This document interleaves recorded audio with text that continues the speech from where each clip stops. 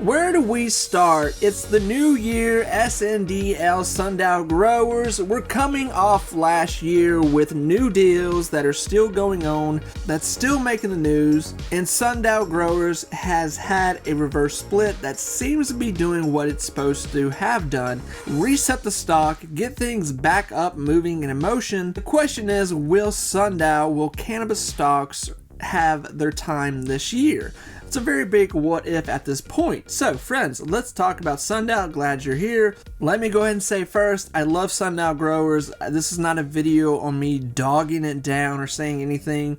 I do think the company, the stock, is going to have some, rough waters ahead of it still with this stock market. Let me go ahead and say this before I say anything else. I don't really think this is going to be a great year for the stock market. I really don't. I think it's going to be more of just bull crap. It's going to be more of going downhill. We don't know where the housing market is. We still have high inflation. We still have high rates. We still have all the turmoil and drama that is still plaguing us from the last few years.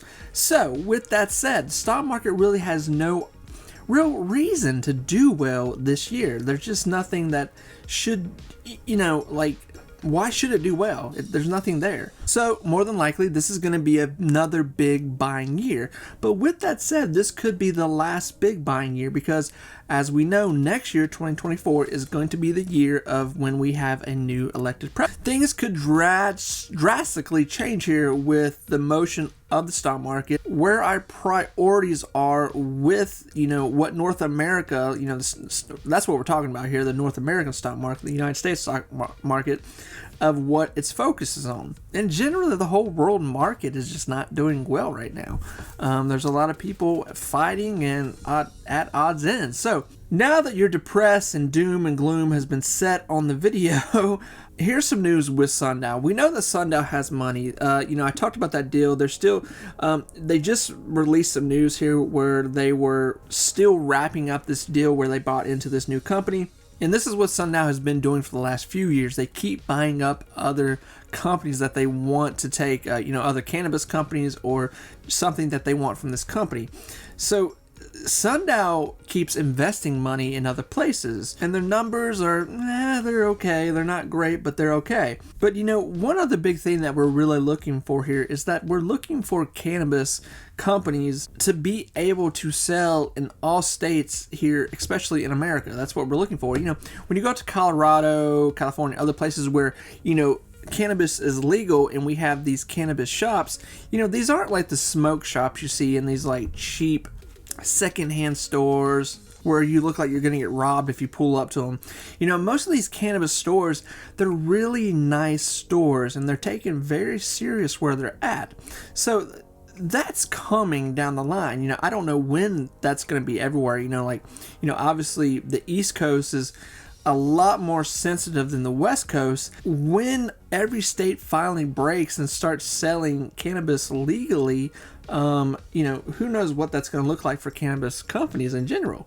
It's going to be a huge move. So with Sundial growers here, the stock itself, it's definitely taken some damage. And friends, I don't want to put more doom and gloom, but my main argument here in talking with people that we all invest in stocks, and that's what we're doing here. We're all trying to figure out what's going on. I don't have a magic ball here to say what's going to happen. I'm just looking at what we see right now. And what we see right now with this market this year is that really there's no real reason for it to do well. So with that, growth stocks, penny stocks, I don't know that they really would have much movement other than the company producing good news, producing good numbers to help move the stock.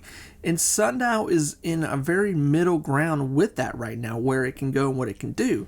So it's not going to get much help from the stock market. It's just, does that make sense?